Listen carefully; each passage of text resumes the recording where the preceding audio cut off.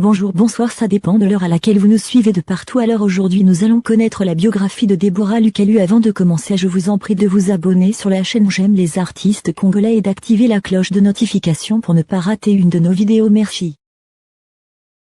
Deborah Lukalu, née le 24 mars 1994 à Lubumbashi, est une auteure-compositrice-interprète d'origine congolaise. Elle est la cadette et l'unique fille d'une famille de 4 enfants. Très tôt, elle devient orpheline de père et doit désormais prêter main forte à sa mère dans l'entretien de la maison quand cette dernière va travailler pour pourvoir aux besoins de la famille. Deborah jouera ce rôle de seconde maman jusqu'à ce qu'elle rejoigne l'Afrique du Sud pour ses études. Pour elle, le christianisme est la relation qu'on a avec Dieu. Elle sert le Seigneur depuis sa tendre enfance, déjà ici en République démocratique du Congo à l'église Jésus-le-Roc où elle était choriste. Mais comme elle était très petite, elle n'avait pas conscience de ce qui signifiait donner sa vie en Christ. Quand elle a eu 14 ans, elle s'est convertie et elle a été baptisée par son père spirituel et depuis elle est devenue une autre et différente fille car Dieu l'a qualifiée, ce n'est ni par ses propres efforts ni par sa situation familiale mais par la grâce du Très-Haut qu'elle est l'artiste d'aujourd'hui. Dieu l'a protégée contre toute chose de ce monde. C'est pourquoi sa plus grande peur est d'attrister le Saint-Esprit et de prendre un mauvais chemin. La musique a été sa plus grande thérapie lors de la mort de son père et quand elle a été consacrée, Dieu est devenu son premier amour.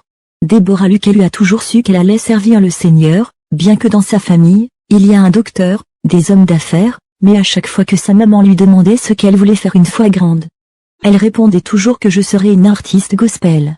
La musique est devenue une profession pour elle, il y a 5 ans donc en 2015 quand elle a chanté la Wabriake et elle s'est dit ensuite qu'elle voulait enregistrer ses chansons, travailler dur pour qu'elle réussisse et se donner plus à Dieu pour que sa musique puisse impacter la vie de gens. La musique chrétienne congolaise est une bénédiction pour notre génération. Certainement être chrétien c'est être appelé pour toutes les nations mais particulièrement la musique de notre pays bénit la génération qui s'élève, dit Deborah Lukalu. Deborah Lukalu fréquente une église depuis son bas âge, mais son jeune âge ne lui permettait pas de faire la part des choses afin de connaître ce que c'était que la rencontre avec le Christ. Il faudra attendre qu'elle ait 16 ans pour que la jeune Deborah ouvre réellement son cœur à Jésus et l'accepte comme Seigneur et Sauveur de son âme. Elle se fait baptiser dans la même période en guise de témoignage public d'union avec le Seigneur et depuis lors, elle n'a cessé de le suivre et de se confier à lui. L'intimité qu'elle partage avec le Seigneur n'est plus à démontrer si nous prenons le temps de suivre le ministère du chantre. Mais sa maman ne voulait pas l'exposer car elle était encore petite et même quand il arrivait qu'elle fasse de bêtises la seule punition qu'on lui donnait c'est qu'elle était privée de ses séances de répétition à l'église, elle se mettait parfois à pleurer car chanter pour le Seigneur était la seule chose qu'elle savait mieux faire. Depuis toute petite, Deborah ne cesse de nourrir un amour profond pour la musique gospel. Elle commence d'ailleurs à chanter dans la chorale de l'église depuis son jeune âge. Orpheline de père, elle trouve son réconfort au pied du Père Céleste en chantant ses merveilles. L'amour qu'elle a pour le gospel et son Dieu la pousse à s'engager dans la carrière. Elle sort son premier album en 2015, album qui rencontre un succès inattendu. Elle sert le Seigneur depuis sa tendre enfance déjà ici en République démocratique du Congo à l'église Jésus-le-Roc où elle était choriste. Mais comme elle était très petite, elle n'avait pas conscience de ce qui signifiait donner sa vie en Christ. Elle était primée comme la meilleure voix féminine de son église en 2009. Elle fait aussi des featuring avec de nombreux artistes de renommée, dont l'un des plus récents est le morceau Jésus tu es puissant en duo avec le pasteur Lord Lombo.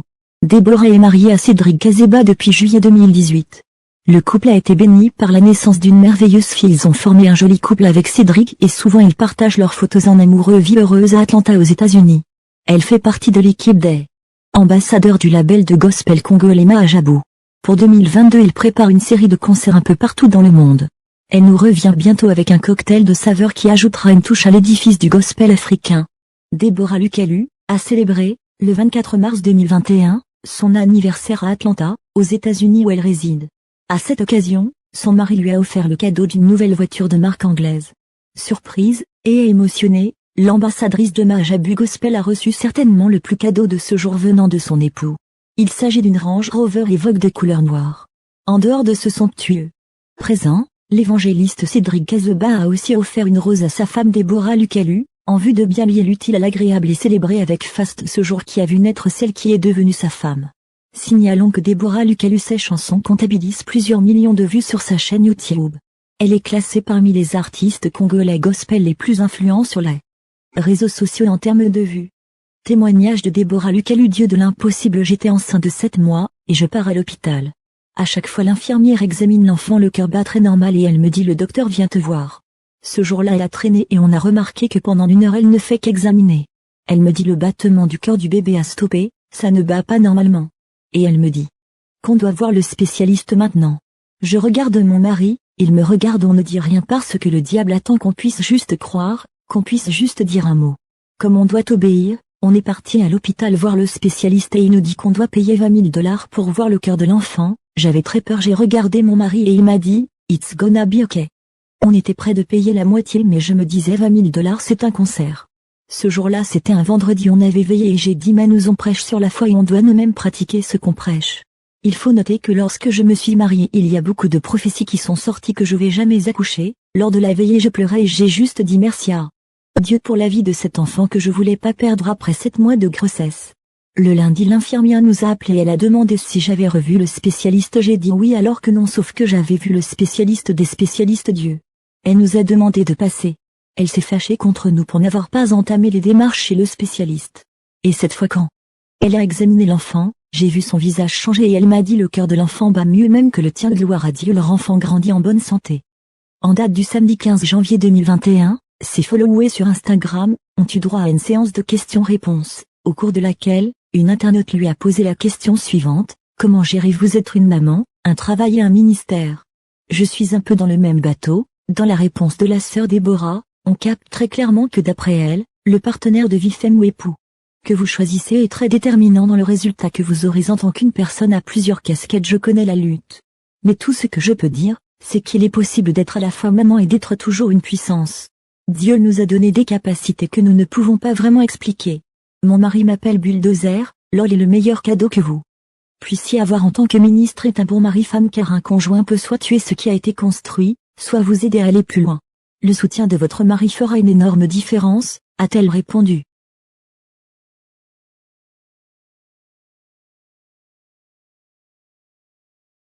Hello. Making a music video. Making a music video. Surprise. Hello. Making a music video. Making a music video. Surprise.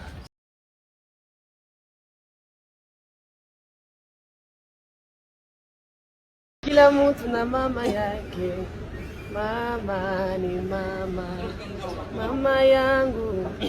Mama ni mama. Mama yangu. Mama ni mama. Mama yangu.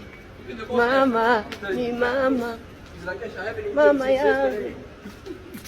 Ça c'est ma mère, s'il vous plaît. Here's my mama. See my mama. This is my mama. I celebrate you. This is my mama. Hey guys, so my husband tells me that he's tired, and I'm telling him that you're not allowed to say I'm tired because you still have goals to achieve. You have a purpose to achieve. You're not allowed to say I'm tired. Don't be tired, because life is for the courageous.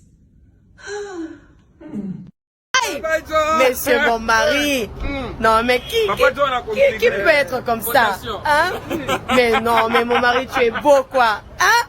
Si je ne te vante pas, qui va te vanter? Eh, mon mari Nangaï, assure sûr. Ce que tu es aujourd'hui est le résultat de ce que tu prononçais hier. Pourquoi? Parce qu'il y a le pouvoir sur la langue. Écoute-moi, arrête de parler négativement sur ta vie, car ta vie en dépend. Le jour que tu commenceras à parler positivement sur ta vie changera pour toujours. Écoute-moi, il y a la puissance sur ta langue, alors fais attention de ce qui sort de ta bouche. Tu es béni, alors déclare que tu es béni. Que Dieu vous bénisse.